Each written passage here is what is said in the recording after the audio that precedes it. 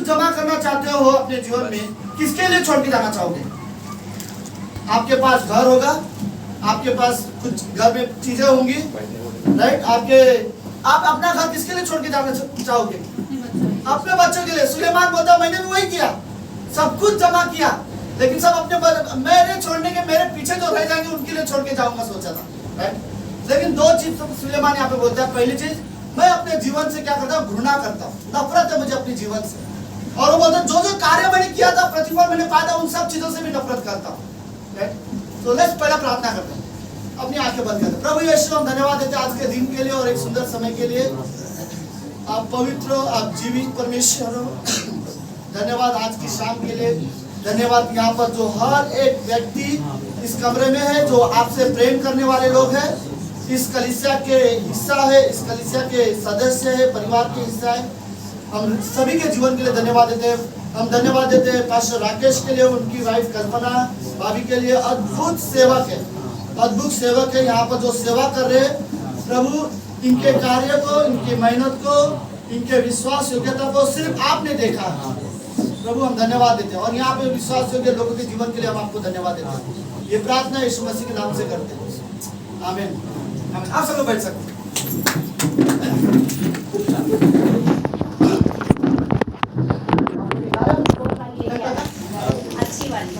सभा के बीच बीच में दो तीन बार तो पूछता हूँ, आप लोग सीखो, जबकि आप लोग का जवाब रहता है फिर भी। तो कभी कभी मैं चाहता हूँ कि लोग ध्यान दें। अब तो आदत ही हो गई ये सवाल पूछने की। अच्छा,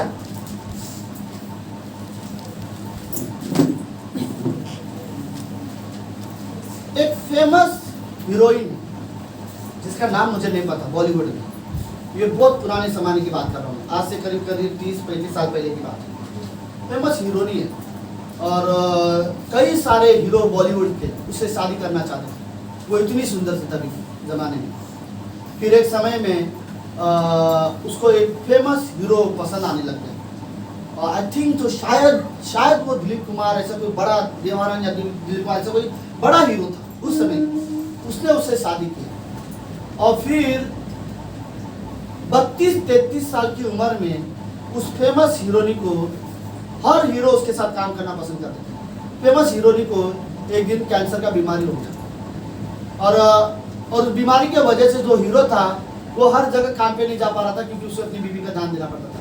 उसने आखिरी में उस हीरोइन को उसकी माँ के घर में छोड़ा, ये कहते हुए कि मैं इस पर ध्यान नहीं दे पाऊंगा, जो भी होगा मैं करूंगा, आप सिर्फ इस पर ध्यान दो। और उसने उसे छोड़ दिया। तो उसकी माँ बोलती है 32-33 साल की उम्र में जब वो मर रही थी तो उसकी माँ ने उसे बोला कि आखिरी शब्द मेरी बेटी का पता है क्या था? आखिरी शब्द उसकी बेटी का था, मैं नहीं मरना चाहती। उसको जीवन चाहिए था, लेकिन उस समय उसकी माँ सच में ऐसी थी कि वो अपने बच्चे के लिए कुछ नहीं कर सकती थी। वो अब बच्चों के लिए जो चाहे वो कर सकती है, लेकिन जब मौत सामने आए तो जीवन कौन दे सकता है?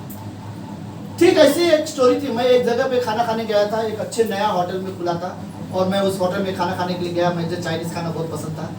तो उस नया आदमी था, हमारे ऑफिस के सामने खुला था। तो मालिक से मैं बात कर रहा था और मालिक से मैं यीशु मसीह के बारे में बात कर रहा था, जीवन के बारे में बात कर रहा था।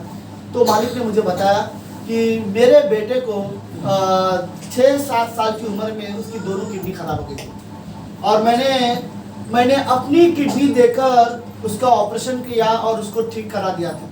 लेकिन 5 साल के बाद दोबारा उसकी किडनी खराब हुई और आखिरी में दोबारा वो मर गया। 12 साल की उम्र में जब वो लड़का मरा तो वो बोलता है, लास्ट वर्ड उसके बेटे का यही था, पिताजी मैं नहीं मरना चाहता, मुझे बचा लो। राइट? तो इस चीज़ों से रियली ऐसा पता चलता है।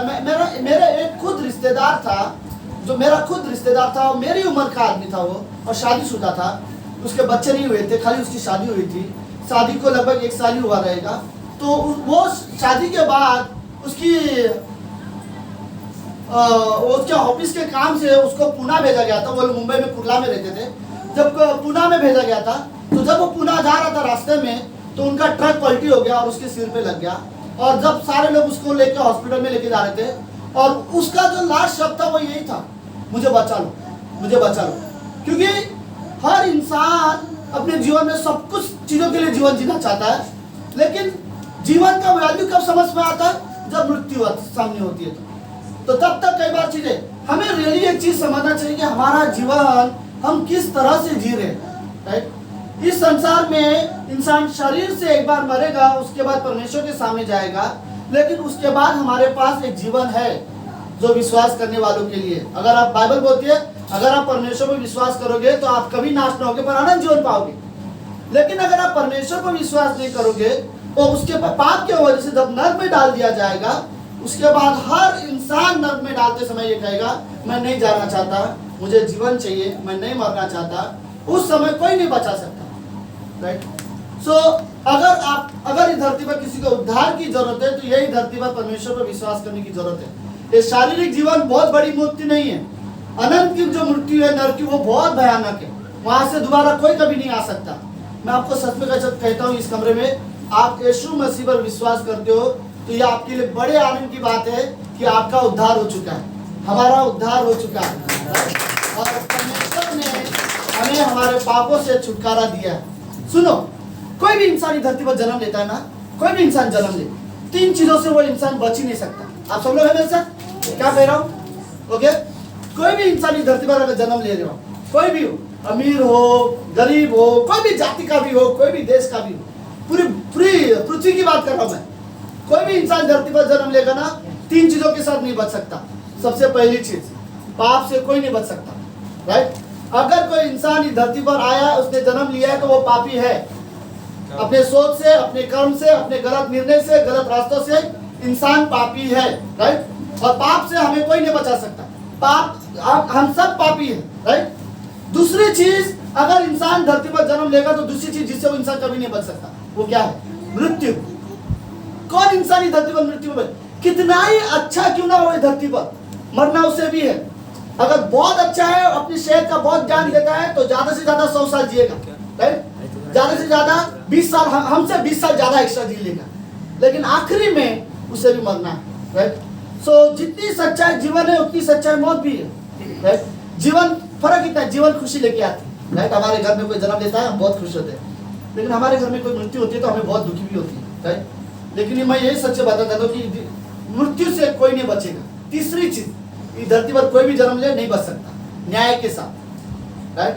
अगर तुमने जन्म लिया है, तुम पापी हो तो तुम मरोगे जरूर। अगर तुम मरोगे तो तुम्हारा न्याय जरूर होगा, राइट। और यीशु मसीह में हमारा न्याय होने वाला है, राइट। सो न्याय से कोई नहीं बचा सकता, ओके।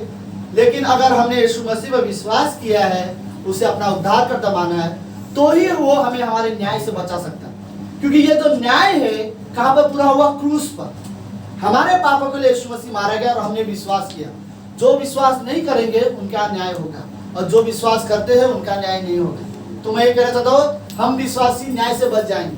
हमें हमारे पापों का लेखा देने की जरूरत नहीं है, राइट। मैं ये नहीं कह रहा हूँ हमें पाप करने की जरूरत नहीं है। अगर एक विश्वासी पाप करता तो ये उसके लिए बिल्कुल अच्छा नहीं है।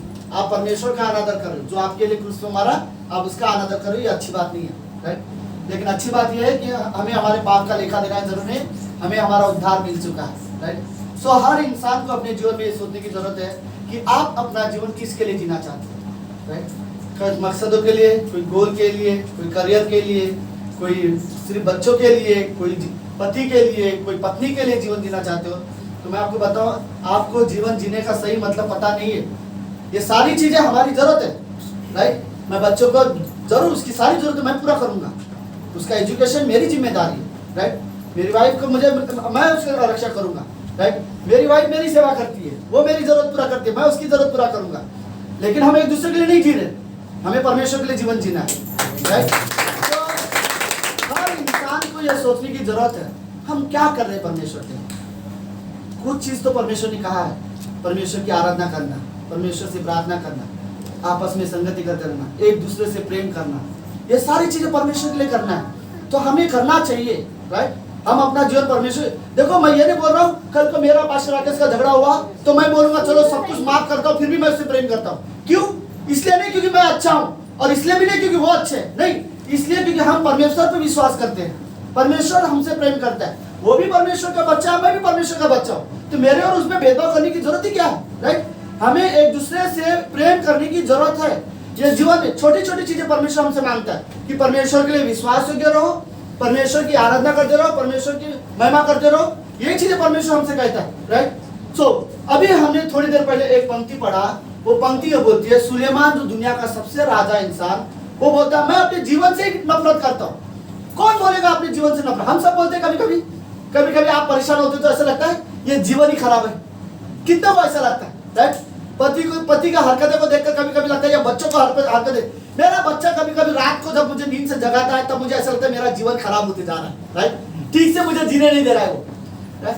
हम कई बार अपने जीवन को कोसते हैं। हमारे जीवन में कभी क्या बोलते हैं, परिस्थितियां कभी खराब आ जाती है, कभी हालात खराब हो जाते हैं, राइट? और फिर हम लोग क्या बोलते हैं, हमारा जीवन ही कितना खराब है, राइट?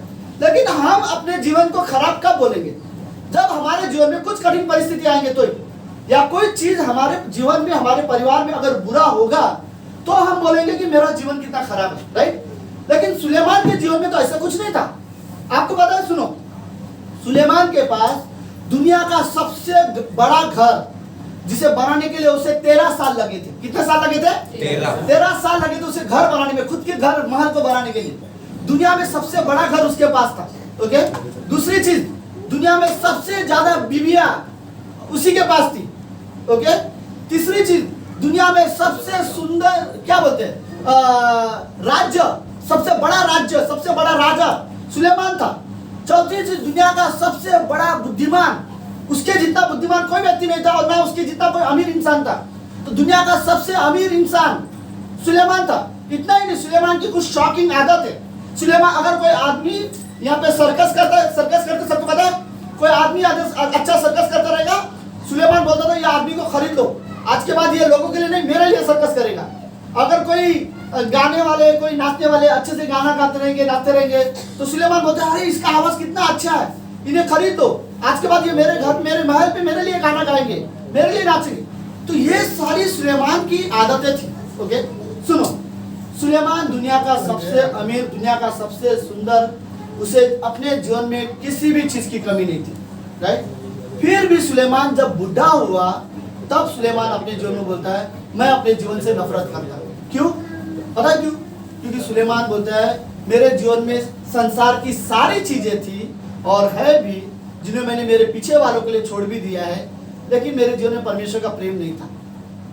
तो आखिरी में जब सुलेमान को जब ये पता चला मेरे पास सारी चीजें हैं लेकिन वो सारी चीजों में परमेश्वर का प्रेम नहीं है, बुढ़ापे में उसको जब यह एहसास हुआ मैं परमेश्वर के प्रेम के पीछे नहीं भागा, बाकी सारी चीजें जमा करता रहा, तो सुलेमान बोलते हैं मुझे ना अब बुढ़ापे में जाके पता चलता है ये सब ऐसे जीवन से मुझे घृणा आती है, राइट?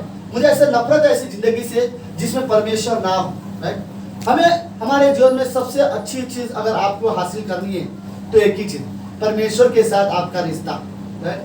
देखो, जीवन के अंत में जब भी मैं मरूंगा तब आखिरी में एक ही चीज है जो मेरे पास हमेशा रहेगी, मेरा परमेश्वर का रिश्ता।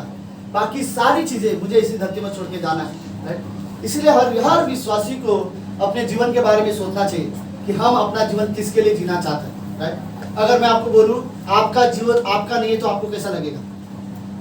लेकिन ये सच है, बाइबल बोलती है, सुनो, मैं नहीं पढ़ना चाहता, पहला कुरिन्थियों का 6वां अध्याय 19 और 20वीं पंक्ति में पवित्र आत्मा 19वीं पंक्ति में लिखा है, क्या तुम नहीं जानते तुम्हारा शरीर पवित्र आत्मा का क्या है?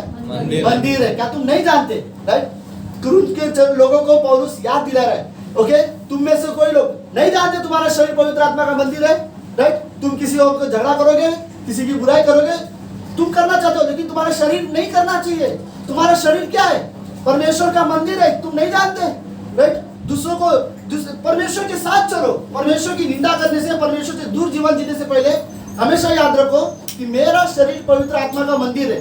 फिर आगे पंक्ति बोलता है, तुम अपने नहीं हो, परमेश्वर ने तुम्हें खरीद लिया है, अपने लहू के द्वारा परमेश्वर ने हमें खरीदा है। यीशु मसीह जब हमारे लिए मरा और हमने उस पर विश्वास किया तो अब हम परमेश्वर के द्वारा खरीदे गए हैं, हम परमेश्वर के बच्चे हैं। तो अब परमेश्वर के बच्चे को इस संसार की तरह जीवन तो नहीं जीना चाहिए, राइट? हमें सच में जरूरत है ये सोचते हुए कि मुझे अपना जीवन किसके लिए जीना है।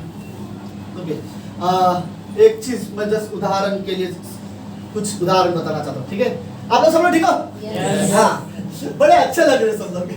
ओके, एक उदाहरण सोचो कि आप एक गाड़ी चला रहे हो, ओके? और अच्छी गाड़ी चला रहे हो, लाल कलर की मर्सिडीज गाड़ी आप चला रहे हो, राइट? और आप रात के समय में आप लंबा गए हो और फिर आप वापस घर आ रहे हो और आते समय आप क्या करते हो, गाड़ी किसी पत्थर में जाकर तोड़, क्या बोलते हो, ठोक देते हो, राइट। और फिर आप बाहर आते हो और फिर देखते हो अरे गाड़ी तो पूरी तरह से क्या हो गया, टूट गया, राइट। आगे का हेडलाइट टूट गया, खर्चा बहुत है। फिर आपको अचानक याद आए कि अरे ये तो गाड़ी मेरी नहीं है, मैंने तो दोस्त से मांग के लाया था, राइट। तो आपको कैसा लगेगा? सबसे पहले आपको क्या लगेगा, मैं क्या जवाब दूंगा? गाड़ी बन जाएगी, खर्चा भी कर लूंगा, लेकिन मैंने दोस्त से मांगते हुए क्या बोला था, जैसा लेके जा रहा हूं वैसा लाके दूंगा, राइट। अभी मैंने खराब किया तो आपके मन में बार बार एक ही चीज होती है, राइट। बुरा लगेगा कि मैं उसको जवाब क्या दूं। सपोज ये मेरा फोन है, ओके, ये मेरा फोन है। अगर मैंने अपना फोन घुमा दिया तो मुझे इतना बुरा नहीं लगेगा, मुझे ऐसा बुरा लगेगा लेकिन उतना बुरा नहीं लगेगा। अगर मैंने पास्टर राकेश का फोन लिया और वो घुमा दिया तो मुझे क्या लगेगा, अरे अब ज्यादा बुरा लगेगा, राइट। मैं खरीद तो सकता हूं लेकिन उनसे बोलूंगा क्या, राइट। सुनो, हम जैसे चाहे जीवन जी रहे हो जियो, याद रखो हमारा जीवन परमेश्वर का, राइट। यहाँ पर कुछ भी करते हो, अपने जीवन को इधर जाके ठोकते हो, उधर जाके झगड़ा करते हो, कुछ भी करते हो, राइट। आखिरी में जब तुम परमेश्वर के सामने खड़े रहोगे आपको जवाब उसे देना है, राइट। तो ये सोचते हुए जवाब देना, आपका जीवन अपना होता तो कुछ भी करो, राइट। इस दुनिया में एक बड़ा लाइन है, फेमस लाइन है, राइट, मेरी लाइफ मेरी मर्जी, राइट। लेकिन अगर आपने अपना जीवन परमेश्वर को दे दिया है फिर आप ये सब नहीं बोल सकते, मेरी लाइफ मेरी मर्जी, राइट। आपने अपना जीवन परमेश्वर को दे दिया, मेरा जीवन परमेश्वर का, राइट। तो मुझे अपने, मैं जीवन में जो कुछ भी कर रहा हूँ, चाहे वो सही हो चाहे वो गलत हो, मुझे परमेश्वर को जवाब देना पड़ेगा। तो इसीलिए कि आखिरी में मुझे परमेश्वर को जवाब देना है तो मुझे अपना जीवन सोच समझ के जीना चाहिए। सुनो, स्वर्ग में जाके परमेश्वर मुझे बताए कि सतीश तू गलत रास्ते में जीवन जी रहा था, सतीश तूने गलत मार्ग में चल रहा था, तेरे अंदर कुछ गलत आदतें थी, तू गलत तरह से बात करता था, गलत तरह से लोगों से व्यवहार करता था। मैं खुश रहूंगा स्वर्ग में मुझे परमेश्वर ये बोले उससे पहले मेरे लिए अच्छा है कि इस धरती पर कोई आके मुझे बोले, राइट। क्योंकि स्वर्ग में अगर मुझे बोल दिया मेरे पास सुधरने का मौका नहीं है। अगर धरती पर मुझे कोई आके बोले तू गलत रास्ते में जा रहा है, गलत तरीके से बात कर रहा है, गलत तरह से व्यवहार कर रहा है, तो मेरे पास बदलने के मौके हैं, राइट। तो हमारे लिए अच्छा होगा हमारे जीवन को अगर गलत रास्ते पे है, स्वर्ग में परमेश्वर बताए इससे पहले कि कोई विश्वासी भाई आके मुझे बताए कि मैं गलत रास्ते में हूँ, राइट। हमें अपना जीवन सोच समझ के जीवन जीने की जरूरत है। ओके, मेरे पास और एक अच्छा उदाहरण, मुझे समझ में नहीं आ रहा है कि अभी मैं उदाहरण के लिए कभी कभी कुछ किसी का भी सामान लेता हूँ। यहाँ पे किला है, राइट। सुनो, उदाहरण बड़ा अच्छा है मेरे पास, सब लोग है फिर से, हाँ, ओके। तो इसके बाद और एक उदाहरण है, फिर इसके बाद हम लोग क्लोज करेंगे, ठीक है। ये दूसरा वाला उदाहरण, हाँ। एक आदमी, सपोज पास्टर राकेश, नहीं उनका नाम सही नहीं रहेगा, सपोज ये घर, कोई आदमी है जो अपना घर बेचना चाहता है और एक आदमी है जो अपना घर खरीदना चाहता है, ओके। सपोज मैं बोलता हूँ ये पास्टर राकेश का घर है और असली में घर वाला सुनेगा तो बोलेगा नहीं, सपोज ये उनका घर है, मैं बोलता हूँ मुझे ये घर खरीदना है, ये आदमी बोलेंगे मुझे इस एरिया में सारे घर टिकवाला में महंगा मिल रहा है। ये आदमी एक ही ऐसे पास्टर से, राइट, जो बोलेंगे मैं ये घर सस्ते में बेचना चाहता हूँ, तो मैं क्या होगा, खुश हो जाऊंगा, राइट। इतना सस्ते में घर मिला तो मैं ले लूँ। तो वो बोलेंगे ये पूरा घर सतीश तुम्हारा है, जो करना है ये करो, तुमने ले लिया, एग्रीमेंट सब हो। एक ही चीज रहेगा, इस घर में एक किला है, ये मेरा रहेगा, राइट। मेरा इसमें एक थैली रहेगी, है किसी की थैली, आपका थैली ले लूं, हाँ, मोबाइल है इसमें, पर्स भी है, पैसे भी है, ओके, हाँ, राइट। तो पास्टर राकेश बोलेंगे ये सब घर तुम खरीद लो और मैं खुशी से खरीदूंगा क्योंकि सस्ते में मिल रहा है। लेकिन वो बोलते हैं ये किला मेरा है, यहाँ से ये वाला हिस्सा खाली मेरा रहेगा। तो वो बोलते हैं, मैं बोलूंगा ठीक है, एक किले से मुझे क्या फर्क पड़ेगा, कोई किसी को फर्क पड़ेगा, राइट। कभी भी आएगा एक किला, खाली एक ही किला, बाकी पूरा घर मुझे मिल गया तो मैं खुशी से घर खरीद लूंगा, राइट। फिर क्या हुआ, उन्होंने जब भी आते हैं अपने यहाँ पे कपड़ा रखता था, ये इतना थैला नहीं था, थोड़ा बड़ा थैला था, अपना सामान निकालते हैं फिर रख जाते हैं, फिर निकालते हैं फिर रख जाते हैं, महीने में 1-2 बार आते हैं, राइट। एक दिन ऐसा हुआ उन्होंने यहाँ पर बड़ा थैली रखा था, बड़ा सामान भी रखा था, खाने का सामान भी था, और वो गाँव चले गए। और मैं बोल रहा हूँ अब धीरे धीरे घर में क्या आ रहा है, बास आ रहा है, क्यों, इसमें कुछ चीजें हैं, राइट। अब मैं इसे निकाल के फेंक सकता हूँ, नहीं, मैंने पूरा घर, ये थैली कहीं और होता तो मैं फेंक देता, राइट, क्योंकि पूरा घर किसका है, मेरा, मैंने खरीदा है। लेकिन मेरा प्रॉब्लम क्या है, ये एक थैली, ये इसमें से फोन का आवाज आ रहा है ये भी अच्छा है, राइट। तो समझ रहे आप मेरी बात। सो मेरे आखिरी में तंग आकर मैं क्या करूंगा, कि भाई तू और पैसा ले लो लेकिन इसे हटाओ, राइट। मेरे पूरे घर में बदबू आ रहा है, घर थैली सिर्फ इधर है, राइट, किला सिर्फ इधर है, लेकिन बेडरूम तक गंदी बात आ रही है। क्यों? मैं रात को सो नहीं पा रहा हूं। क्यों? क्योंकि ये बात है। ठीक वैसे ही अगर आपने अपना जीवन परमेश्वर को दिया है तो उसे पूरी तरह से दो, राइट। कोई भी संसार की एक बुरी आदत, गलत चीजें, एक भी गलत आदत मेरे अंदर अगर होगी वो इस किले की तरह होगी, राइट। मेरे पूरे आत्मिक जीवन को खराब कर सकती है, मेरे अच्छी गवाही को खराब कर सकती है। मैं आत्मिक जीवन जीना चाहता हूं, मैं परमेश्वर के लिए जीना चाहता हूं, एक आदत मुझे बार बार पीछे लेके आ सकता है, राइट। तो हर विश्वासी को जरूरत है, कोई भी एक चीज मेरे जीवन में अगर है जो परमेश्वर के लिए सही नहीं है, मैं नहीं चाहूंगा कि उसमें, मेरा कहने का मतलब समझ, अगर आप अपना जीवन परमेश्वर को देना चाहते हो तो पूरी तरह से दो। अपने जीवन में थोड़ा सा किला भी अपने लिए मत रखो, राइट, कि बाद में वहीं से आपका पूरा जीवन में रुकावटें आ सके। तो हमें जरूरत है, अगर मैं परमेश्वर के लिए जीना चाहता हूं तो मेरे लिए अच्छा होगा कि मैं अपना सारा जीवन परमेश्वर को दे दूं, राइट। सुनो, विश्वासी जीवन में हम उन्हीं लोगों के अंदर परिवर्तन देख सकते हैं जिन्होंने सच में अपना जीवन परमेश्वर को दिया, राइट। वरना कोई व्यक्ति के जीवन में तुम विश्वास तो करोगे लेकिन आपके अंदर कभी परिवर्तन नहीं दिखा देगा। पास्टर राकेश ने यहाँ पे बोला 7 साल से वो यहाँ पर सेवकाई कर रहे हैं। कितने लोग हैं यहाँ पे 7 साल से उनके साथ? वाह, प्रेज गॉड, परमेश्वर की स्तुति है, राइट। 3 साल से यह कलीसिया स्टार्ट हुआ है। 3 साल से लोग कौन कौन है यहाँ पर? 3 साल से, राइट। आप पिछले 3 साल से, सुनो मेरी बात, पिछले 3 साल से अगर आप अपने अंदर कोई बदलाव देख रहे हो प्रभु में आने के बाद, पता है इसका मतलब है परमेश्वर आपके जीवन में काम कर रहा है, राइट। अगर 3 साल के विश्वासियों कुछ भी बदलाव नहीं है, मतलब हमने अभी तक हमने जीवन को परमेश्वर को दिया नहीं है, इसीलिए हमारे अंदर कोई बदलाव नहीं आ रहा। तो हमें जरूरत है कि हम अपना जीवन प्रभु को दे, प्रभु को सौंपे, क्योंकि हमें उसके लिए अपना जीवन जीना, ठीक है। ओके, अब मेरा आखिरी उदाहरण है, सब लोग ठीक हो? यस। ओके, तो आखिरी कहानी है, उदाहरण बड़ी अच्छी है, सुनो। यहाँ पे क्रिकेट का मैच कौन कौन देखता है? खाली आदमी लोग देखते रहेंगे क्रिकेट का मैच? अकेले एक ही आदमी देखता है क्रिकेट मैच? हाँ, ओके, ये लड़कियां भी देखते हैं। अब मेरे बात सुनो, पता नहीं, मैं कोशिश करूंगा आप सबको समझाने का, ठीक है। आप भले क्रिकेट, आप परेशान तो होते रहोगे, तब क्रिकेट होता रहेगा तो बच्चे लोगों की वजह से, माताएं लोग। अच्छा सुनो, सपोज इंडिया और पाकिस्तान का मैच चल रहा है और पूरा टिटवाला चल गया मैच देखने के लिए। किसका मैच चालू है? इंडिया पाकिस्तान। इंडिया पाकिस्तान, ये तो सबको पता है, राइट, कितनी दुश्मनी होती है मैच में। अगर सपोज इंडिया के सारे लोग आउट हो जाते हैं, राइट, और वहां से ग्राउंड से अनाउंसमेंट होता है, अगर इंडिया के तरफ से अगर तुम में से कोई भी खेलना चाहता हो एक आदमी, तो आओ और खेलो, क्योंकि तुम्हारे सारे प्लेयर आउट हो चुके हैं, राइट। तो क्या नाम है उस लड़के का? आकाश। वाह, सब लोग है ध्यान में? ओके, तो सारे इंडिया के प्लेयर आउट हो चुके हैं। अगर स्टेडियम से अनाउंस होता है तुम में से एक आदमी आके खेल सकता है, ओके, तो आकाश बोलता है मैं खेलूंगा। तो कितने लोगों को लगता है आकाश जिताएगा मैच? सच में इंडिया का क्रिकेट का मैच खेलना है तो किसको लगता है आकाश जिताएगा? कोई भी हाँ नहीं बोल रहा है। बात सही है, वो नहीं जिता सकता, राइट। अभी वो बच्चा भी है और वो वैसा नहीं खेलता, राइट, जैसे क्रिकेट में लोग खेलते हैं। लेकिन सोचो, आकाश बोलता है मैं जाऊंगा और मैं खेलूंगा, और आकाश खेलने जाता है, और अचानक से आकाश के अंदर सचिन का आत्मा घुस गया, राइट। कैसा रहेगा? सचिन तेंदुलकर का आत्मा आकाश के अंदर है। अब शरीर किसका है?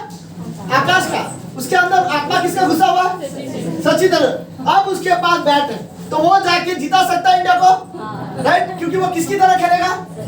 सचिन की तरह। हमको पता है वो खाली आकाश है, लेकिन उसके अंदर आत्मा किसका है? सचिन तेंदुलकर का है, राइट। तो सचिन तेंदुलकर हमको जिता सकता है, हम सबको पता है। सुनो, ठीक वैसे है, हम विश्वासी होने के बाद हमारे लिए प्रभु में आत्मिक जीवन जीना बहुत मुश्किल है। किसी को प्रेम करना, कोई हमसे नफरत करता है उसे माफ करना, हर एक व्यक्ति से प्रेम करना, नम्रता से बात करना, क्षमा करना लोगों के लिए हमारे लिए बहुत कठिन है। लेकिन परमेश्वर का आत्मा हमारे अंदर आ चुका है, राइट। तो अब परमेश्वर का आत्मा जब हमारे अंदर आ चुका है तो हम परमेश्वर की तरह जीवन जी सकते हैं, समझ रहे हो? हम परमेश्वर की तरह लोगों से प्रेम कर सकते हैं। प्रभु यीशु ने जैसे लोगों से प्रेम किया हम कर सकते हैं? नहीं कर सकते, राइट। जैसे प्रभु यीशु लोगों के लिए बलिदान देते थे, क्षमा करते थे, राइट। याद है यीशु मसीह को जिन लोगों ने क्रूस में मारा, यीशु मसीह ने क्या कहा? हे पिता इन्हें क्षमा कर, ये नहीं जानते हो क्या कहते? हमें कोई मारेगा हम उन्हें माफ कर पाएंगे? नहीं करे। लेकिन वही यीशु मसीह का आत्मा है, पवित्र आत्मा, अब वो हमारे अंदर आ गया तो हम कर सकते हैं, राइट। क्योंकि इसके बाद सतीश में रहेगा, सतीश के अंदर जो आत्मा है परमेश्वर का, वो आत्मा उसे अगुवाई करेगा, तो वो आत्मा की वजह से वो प्रेम कर सकता है, वो क्षमा कर सकता है। तो मेरा कहना ये है, एक बार यदि हम प्रभु यीशु मसीह में विश्वास करते हैं, बाइबल ये कहती है कि परमेश्वर का आत्मा हमारे अंदर आता है। परमेश्वर की आत्मा हमारी सहायता करता है कि हम अपने जीवन को परमेश्वर के लिए जी सके, बुराई से नफरत करें, परमेश्वर के लिए जीवन जिए, और पवित्र आत्मा हमारी मदद करेगा, राइट। हम सभी के अंदर पवित्र आत्मा है, परमेश्वर ने हमें अपनी आत्मा दिया है। परमेश्वर बोलता मैंने तुम्हें भय की आत्मा नहीं दी है, राइट। हम सभी के अंदर परमेश्वर ने अपनी आत्मा दिया है ताकि हम परमेश्वर की तरह जीवन जी सके। सुनो, हम सभी के अंदर पवित्र आत्मा है। आप सब लोग हैं? यस। आपको कैसे पता चलेगा कि आप जो जीवन है पवित्र आत्मा के नियंत्रण में जी रहे हो या नहीं जी रहे? कैसे पता चलेगा? सवाल समझो मेरा सवाल ये है, सुनो फिर से मेरा सवाल सुनो। हम सभी के अंदर पवित्र आत्मा है, लेकिन मुझे कैसे पता चलेगा कि मैं पवित्र आत्मा के सामर्थ में जीवन जीता हूँ? क्या प्रूफ है कि एक विश्वासी पवित्र आत्मा के अंदर, पवित्र आत्मा के सामर्थ में जीवन जी रहे हैं? सिर्फ एक ही प्रूफ है, पता है क्या? पवित्र आत्मा के 9 फल, राइट। अगर एक विश्वासी के अंदर पवित्र आत्मा के फल जो विश्वास, प्रेम, आशा, धीरज, संयम, नम्रता, अगर ये चीजें उसके अंदर दिखाई दे रही है तो हम बोल सकते हैं ये पवित्र आत्मा के अनुसार जीवन जी रहा है। अगर पवित्र आत्मा के फल उसके अंदर नहीं दिखाई दे रहा है तो हम कह सकते हैं ये आदमी पवित्र आत्मा के अंदर जीवन नहीं जी रहा, राइट। परमेश्वर ने हमें सबसे अच्छी तोहफा पता क्या दिया है? जीवन। ये जीवन हम किस तरह से जीते ये हमारी ओर से परमेश्वर के लिए तोहफा है, राइट। हमें सच में जरूरत है कि हम ये जीवन परमेश्वर के लिए जीना सीखें, वरना इस जीवन में बहुत सारी चीजें हैं जिनके लिए लोग जीना चाहेंगे, लेकिन उनमें परमेश्वर नहीं है। आखिरी चीज मैं आपको बताना चाहता हूँ, फिलिपियों के पहले अध्याय में 21वीं पंक्ति में पौलुस बोलता है, मेरे लिए जीना मसीह है, मर जाना क्या है? लाभ। किसी को याद है पंक्ति? मेरे लिए जीना मसीह है और मर जाना लाभ है। लाभ मतलब समझ रहे हो? पौलुस बोलता है मेरे लिए जीना मसीह है और फिर मेरे लिए मरना लाभ। लाभ मतलब मेरे लिए मरना फायदा है। सुनो, अगर मेरे लिए जीना मसीह नहीं है, मेरे लिए जीना संसार है, मेरे लिए जीना मेरा करियर है, मेरे लिए जीना पैसा कमाना है, मेरे लिए जीना मुझे फेमस बनना है, तो मेरे लिए मरना नुकसान है, मेरे लिए मरना लाभ नहीं होगा। अगर मेरे लिए जीना मैं खुद हूँ, मेरे लिए जीना मेरा घमंड है, मेरा स्वार्थ है, तो मेरे लिए जीना अगर मेरा स्वार्थ है तो मेरे लिए मरना लाभ नहीं होगा, नुकसान होगा। लेकिन पौलुस बोलता है मेरे लिए जीना मसीह है। अगर हमारे लिए जीना मसीह है तो हमारे लिए मरना लाभ होगा। कैसे? मैं आपको बताता हूँ, ओके। अगर मेरे लिए मैं खुद के लिए जी रहा हूँ, स्वार्थ के लिए जी रहा हूँ, घमंड के लिए जी रहा हूँ, पैसे के लिए जी रहा हूँ, और मरने के बाद मुझे परमेश्वर के सामने खड़ा रहेंगे तो फायदा नहीं, मेरा नुकसान होगा, राइट। लेकिन जब मुझे पता होगा मैंने अपनी पूरी जिंदगी परमेश्वर के लिए जिया है, परमेश्वर की महिमा के लिए जिया है, राइट, और मेरे लिए जीना सिर्फ मसीह था, तो मैं उसके लिए जी रहा था, तो मरने के बाद मेरे लिए ऐसा लगेगा फायदा है। क्यों? क्योंकि मरने के बाद मैं उसके सामने खड़ा रहूंगा जिसके लिए मैं जी रहा था, राइट। सो मैं आखिरी में और बोलूंगा, हमेशा एक चीज याद रखो, आपके जीवन में कोई भी कठिनाई आए, कोई भी परेशानी आए, कोई भी दुख है, हमेशा एक बात याद रखो, स्वर्ग में हमारा परमेश्वर आज भी जिंदा है। वो हमारी सारी परिस्थितियों, वो हमारी प्रार्थना का उत्तर दे सकता है, वो हमारी सहायता कर सकता है, हमारे कठिन समय में वो हमारे साथ दे सकता है। हमें सिर्फ उस पर विश्वास को बनाए रखना चाहिए और हमें ये कोशिश करते रहना चाहिए कि हमें ये जो जीवन है परमेश्वर के लिए जीना है। आमीन, आमीन, आमीन।